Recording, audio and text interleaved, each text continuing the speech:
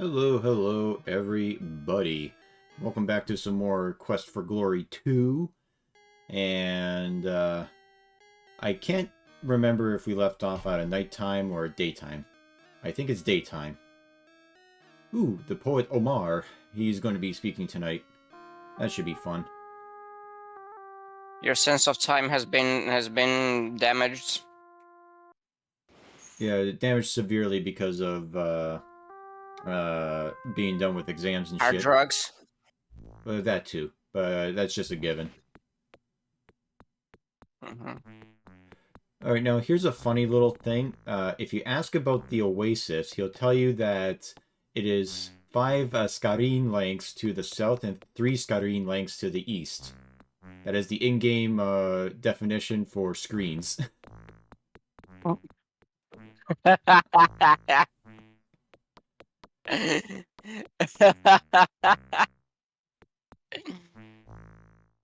anyway, we're taking Barney off for a ride. We might as well visit this Oasis, man. And there is one funny quirk about this. You can map out the map as normal, but it's so massive that it's not really worth it. It's just better to remember like where the points of interest are and remember how many screens you have to move. But at the halfway point, if you go south enough... Oh, it took me a while to figure out who that was, who was the dead body that just disappeared, but I only just recently figured it out, like, and by just recently, I mean, like, now. That's supposed to be King Arthur from one of their other games. But anyway, so anyway, the weird quirk about this game. The desert map, if you go south far enough, it'll flip, so that way if you head to the top of the screen, you're still heading south. So that's something you need to keep in mind, which is why the compass is useful.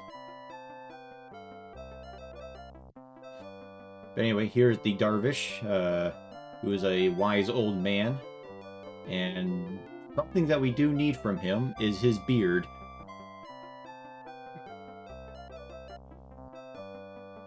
Chop the tree with a beard in it. With a beard or... Let's see. Why does it have his beard like that? I don't know. But anyway, he said hero business is like peanuts, so we have to figure out what that means. So, what am I gonna...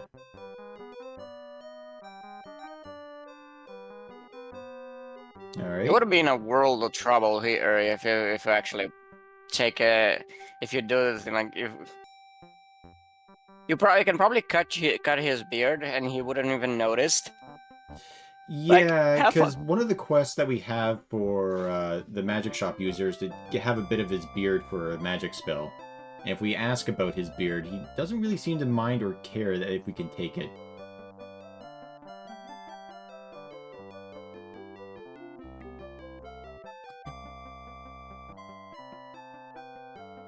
Let's see. About. Yeah, I'm thinking about what to ask him. Elementals. It reflects its own nature, alright. Let's see. The information is in the name, asshole. And unfortunately I spelled Rezier wrong, which is the sister city to Shapir.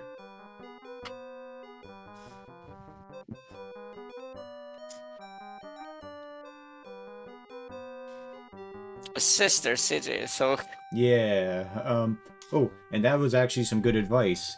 3 men can keep a secret if 2 are dead.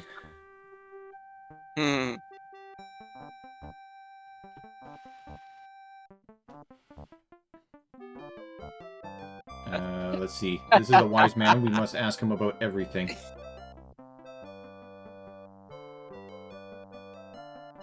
It's like same old story.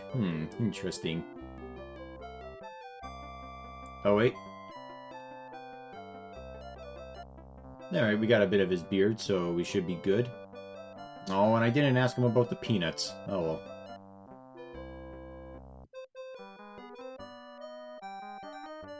Anyway, I'm sure we'll be back again, so off we go.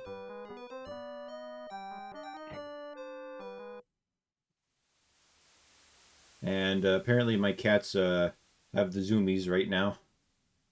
Mm-hmm. Zipping all over the place, and unfortunately they've gotten into my miniatures, so...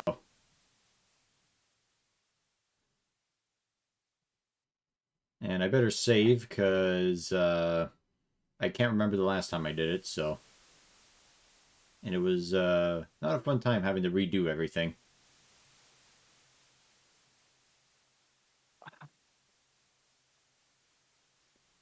And there's another point of interest over to the far... Yeah, east over here, yeah. I had to remember what direction we were headed. And just The extreme Orient. Yep. We're going to China, baby. Here it is. It's a tree that looks like a woman. Yeah. And for whatever reason, you can't drink from your water skin while you're riding your Saurus, so you have to get off to have a drink. But anyway, that was interesting. I'm sure we could ask some people what it means.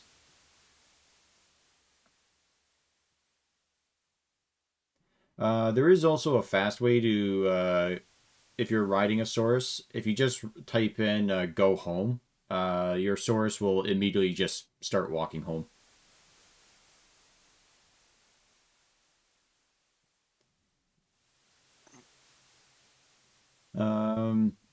Let's see. I think there's also a way you can fight on your Saurus as well, but if it ever happens, the Saurus is a bit of an asshole when it comes to combat. Does it fight like a kangaroo? Like it goes on his on his tail and it bits you with his hind legs? No, the Bits you with moment his an legs? enemy appears, he bucks you from his back and runs away. Mm-hmm.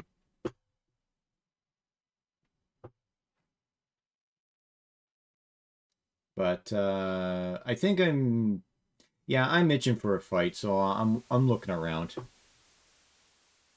We got plenty of food and water, so we should be all right for a bit.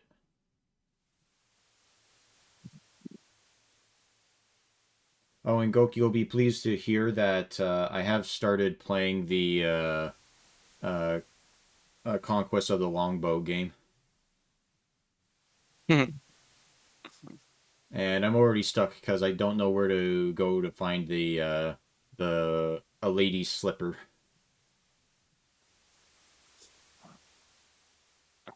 And then I found out There's that there's probably a nunnery around, right? that's the thing. I basically explored everything, and if I remember the one video correctly, you're supposed to go find it somewhere in the woods, and I don't know where in the woods you're supposed to find it. But the other thing I found out is that Quest for the Longbow is actually the second game in that series. The first one is Quest for the Holy Grail, where you play as King Arthur. Mm. So I was like, oh, Do I they didn't relate? realize that this was the second game and there was a first game, so I decided to play the first game. And there goes Barney. What? Fucking asshole.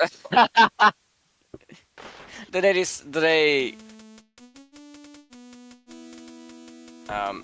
they connect in any way, those games? Aside from the fact that they have a similar idea that they're trying to tell, like, the old stories in more of a semi-historical context, not really. But anyway, combat in Quest for Glory 2, it's as you can see, there's no actual mouse thing to click to decide if you're attacking or casting spells. If you want to cast spells, you have to type it. And you doing the combat, you use 7, 8, and 9 to attack, left, center, or right. and then 4, 5, and 6 to parry in those same directions, and then 1, 2, and 3 to dodge in those directions. Mm. One of the few games I can think of where I've had to actually use the numpad instead of like the actual number keys at the top. Mm. But anyway, But it's funny because it's funny because in many cases, like you'd think the numpad would be kind of easy because they are all clustered in a square formation. Well, like for example, in Morrowind, you can toggle like your short keys, like your favorite items, your preferred your spells, like the ones you can hotkey them to to the the keys at numbers. the top. Yeah, but like it's I thought to myself like wouldn't it be much easier if it was just a number pad? Well, I think the both keys are aligned to the same thing, right? So if you tie it to one to the number keys at the top, if you hit one on the numpad, then that should work as well, right? Yeah, but in the numpad is like is much more easy to fight because they are all within reach. Like you put your hands on the over the numpad and they're all the keys are in reach.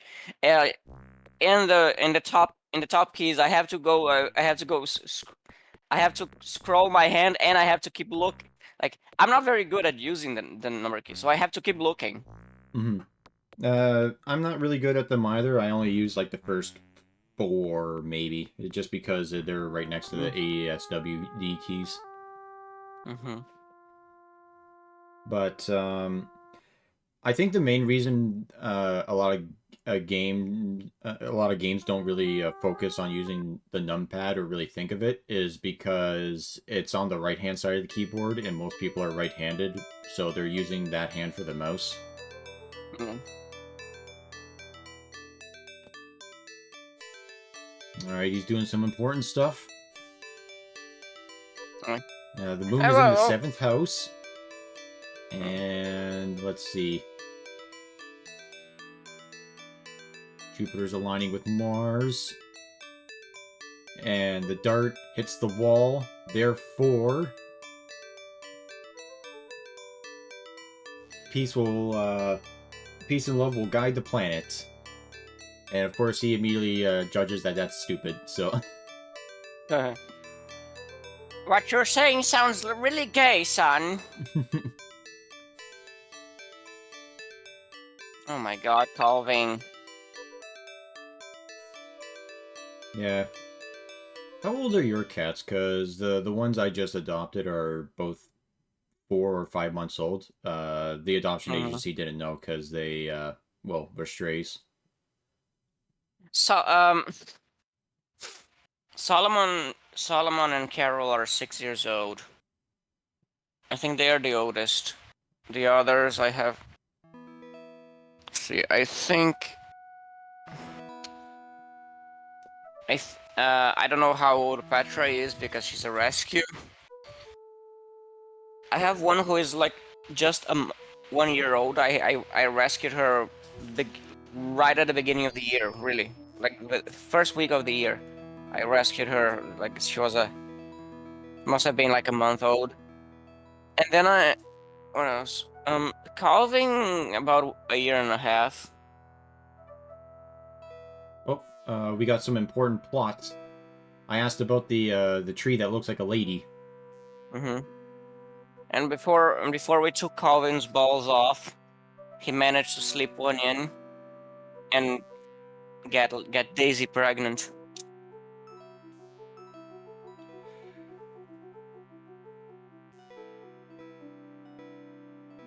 All right, so back in the days before women could do anything, there was a woman who wanted to be a healer. And so she became a healer and immediately started going around town without her veil on. Society collapsed What a soon skank. after. What a skank. Who is this again? The woman that we're talking about? Mm-hmm. Someone important that we need to help. Oh, they were brigands, and they did some terrible things to her. I presume they played chess.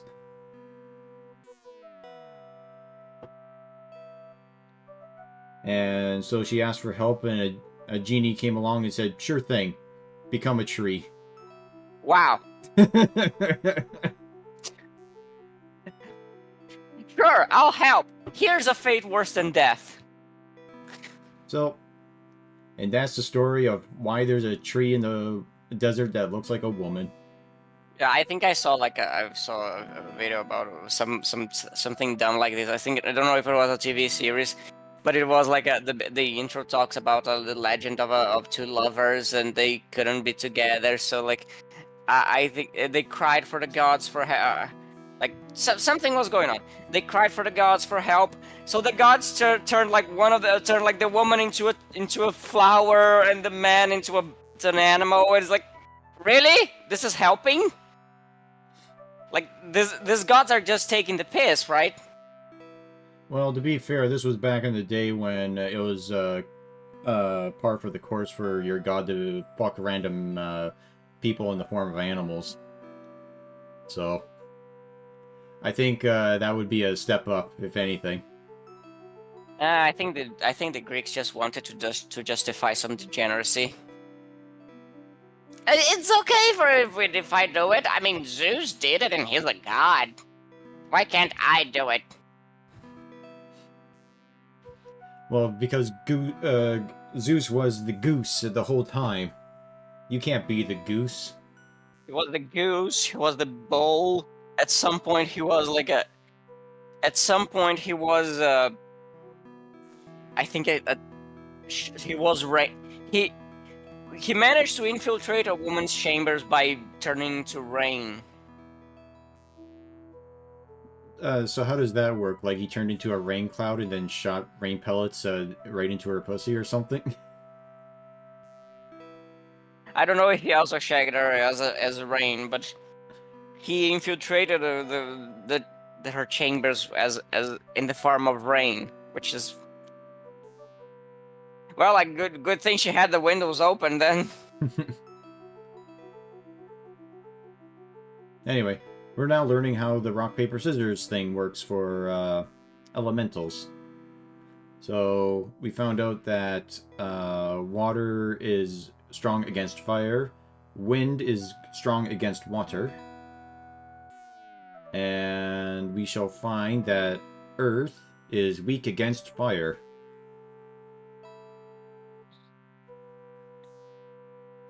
And she also tells us what the appropriate container for each of these things are, so...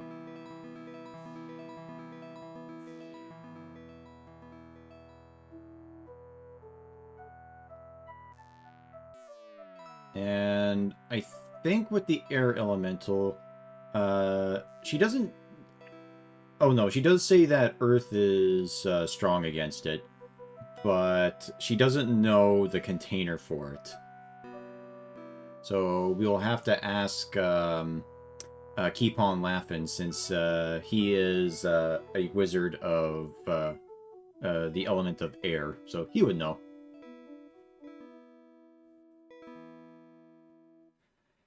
And let's see, what else is there?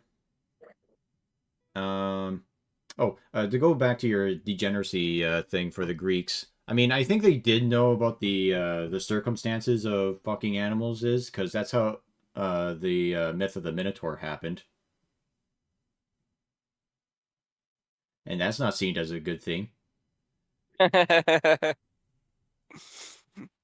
I actually not I don't remember quite well how that myth happens. Well, I can't remember exactly either, but long story short, it involved someone fucking a cow. Or a bull, and that's why it came out as a half-man, half-bull. And then they were like, fuck this noise, just shove it into the tomb and that's a maze and be done with it. In the Greek mythology, Minotaur, also known as Asterion, was a mythical creature portrayed during classical antiquity with the head of a hidden within some etymology.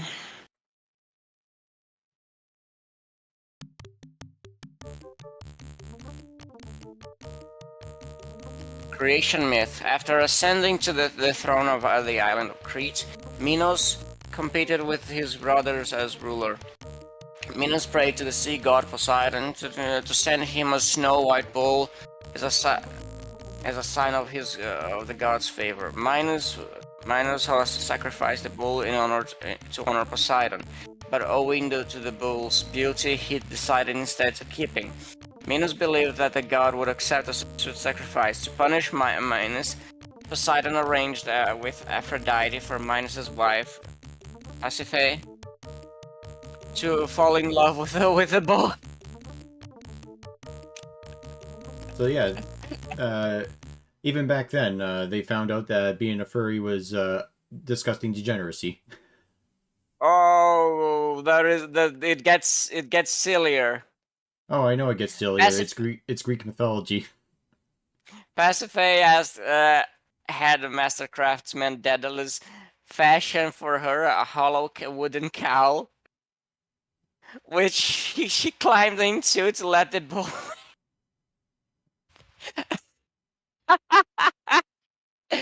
Oh goodness! Oh, she was dedicated to being a skank. What the hell?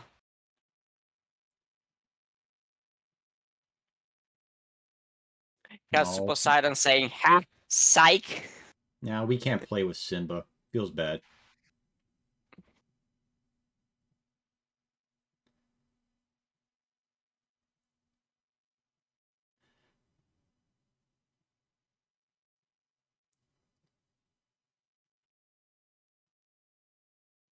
Let's see.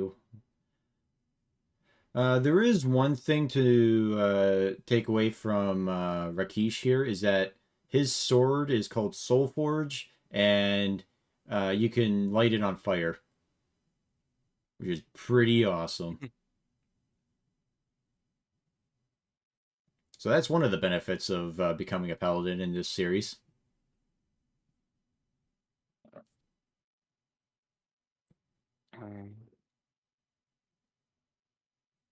Anyway, yeah. So we're gonna find out how to trap a air elemental.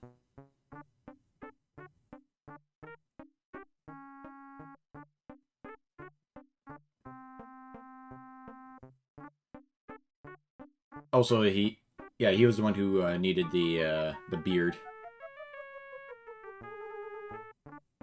and I guess we got some money for it. So, I guess that's nice.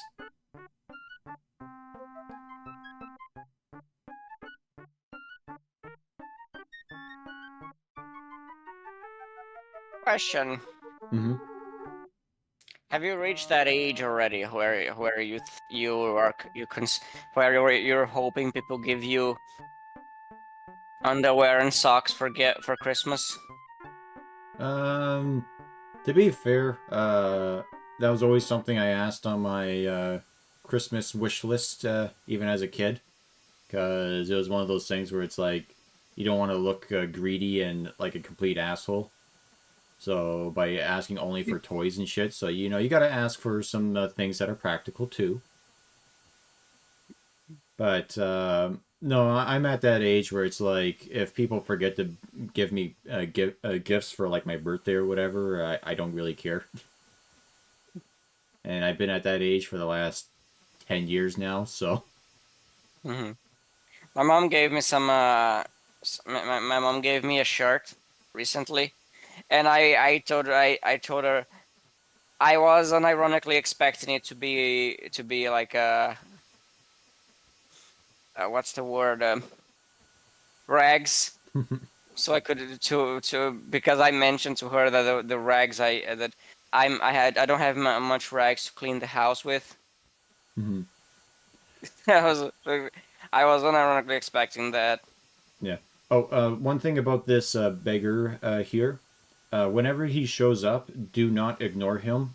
Always give him money. Because if you ignore him, he will. Well, he won't say anything, but the game will dock you honor and paladin points. So, and then you can't become paladin.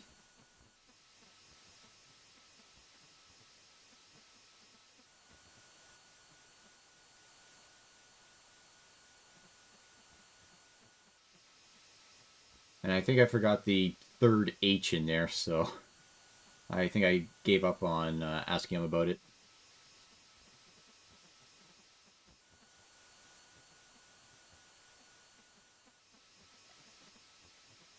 Also, because I'm such a nice guy in this game, he asked for a centime, but I gave him a dinar instead. I thought you were gonna say you were gonna buy a fedora. Because I'm such a nice guy, I'm gonna buy a fedora so I can tip whenever I say "milady." You just aggressively tip it whenever he walks by. Milady!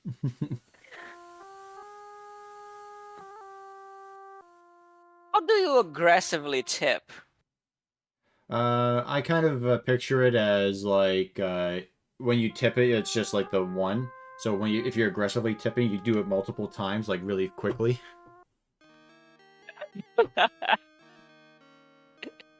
Like you're wanking off the head? Yeah, something like that.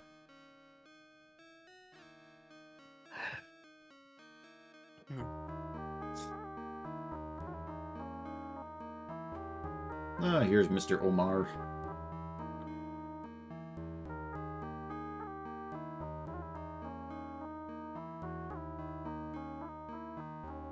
I don't like Is how it he's nodding reciting at me. I think he's is it trying to hint reciting something. poetry? Is it reciting poetry? Yes, very on-the-nose poetry, I might add. Ah, it's just slam poetry. Sorry, did you It's say just Islam poetry or no, slam poetry? slam poetry. Yeah, slam poetry is. I would argue that it's not exactly poetry because I hardly ever No, hear it's rhymes in it. no, it's whinging. So slam poetry is an excuse for whinging.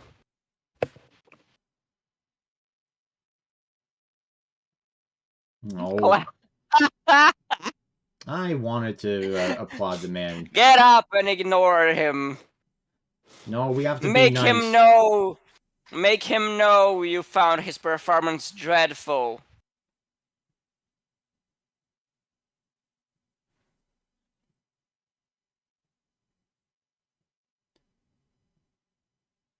You get up and you talk to him and like, why didn't you clap?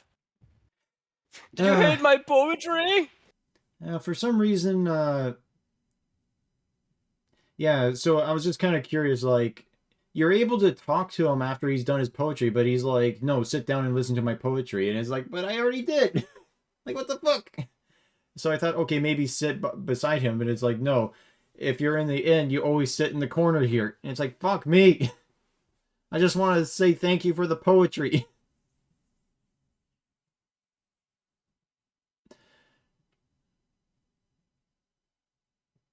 Okay, fine, don't respond. Um, let's see. Maybe if I do I just eventually just say thank no, not thank you. There we go. Thank you.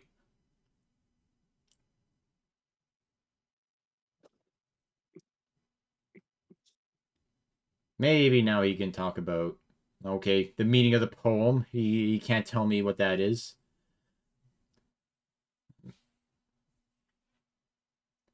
Can I ask anything of these guys? Alright, fine. Don't take my money. Did you buy some tobacco?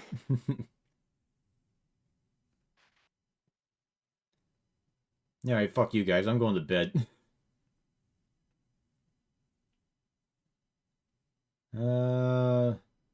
Yeah, okay, tilt on. Uh, so, a strange fire has been seen over by the inn. Maybe we should check that out.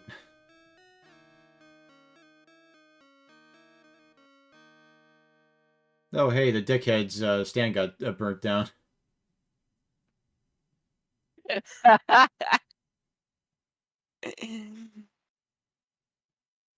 see. So, what happened here?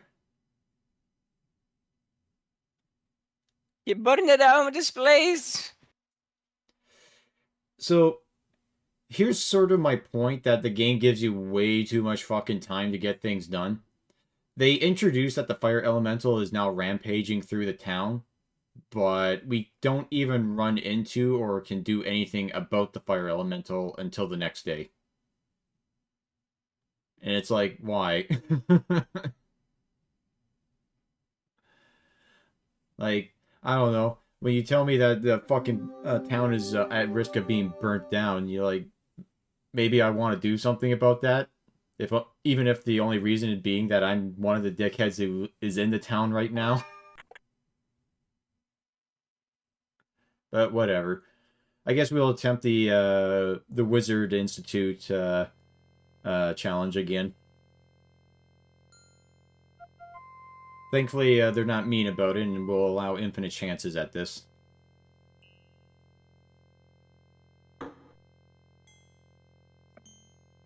But unfortunately, we have to do it right from the beginning. We can't just pick up from where we left off. Yeah, no save states.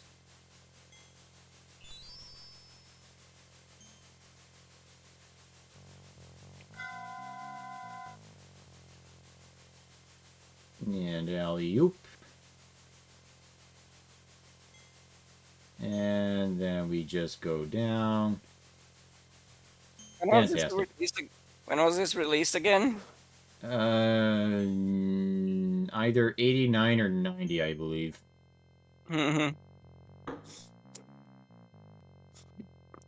Really straining the power of 90s, like late 80s computers there.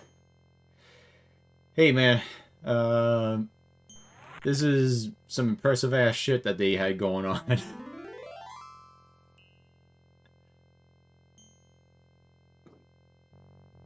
Especially when you compare it to, like, King's Quest 1, where it was 8-bit graphics. And they still considered that 3D because you could walk behind a bush. Needed about 5 frames to jump that wall. So he can be played by Liam Neeson. Oh, yeah. 1 cut per frame. Yeah. I was last seen like Liam Neeson jumping a fence in one of the Taken movies, and he needed like 5 cuts to jump the fence. Well, even then, he was like, what, like 50 years old? Around that, about that, yeah. So, I can understand it from, like, an age reason, but it kind of raises the question, why not just get a stunt double or something? Yeah. Or was he really that insistent of doing his own stunts, like he had to be Tom Cruise or something? Yeah, I don't know if it was that way, if it was a demanding thing. But like, even in the fight scenes, man, like even in the fight scenes in that movie, it's just cut, cut, cut. Well, For that's every just punch, common practice for Hollywood these days. It's yeah, you can't let the punch hit. You gotta cut it like a billion times. yeah, and you have like, oh, it's disgusting, man. For every punch they throw, like there's like 2 cuts, so the entire fight looks like an eyesore. Yeah. Game of Thrones was really bad. Alright, well, we mentioned that like multiple times here, right? Game of Thrones was really bad with that. I mean, I think we talk about... Oh, god damn it. I was literally 1 spell off.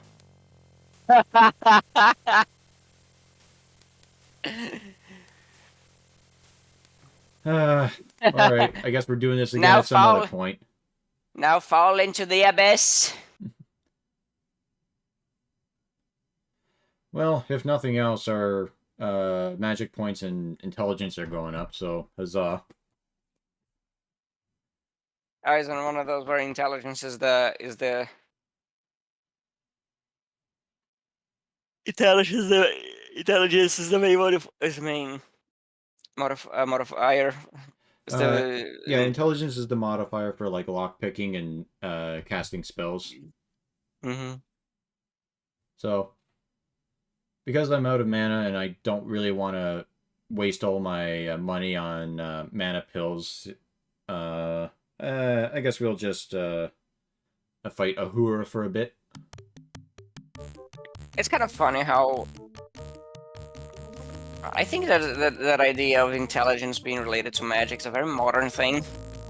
I mean, I wouldn't say so because it's sort of like the idea of memorization and like reading texts and stuff.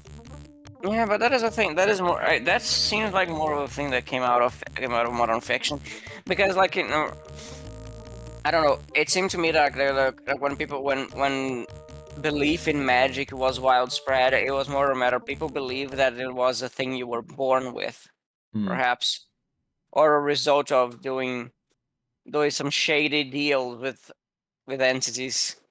Yeah, I guess that's why in like Dungeons and Dragons, for example, depending on where your magic comes from, depends on what attribute is tied to it. But anyway, that's it for the video. I hope you guys enjoyed, and we'll see you all next time. Have a nice night. Bye.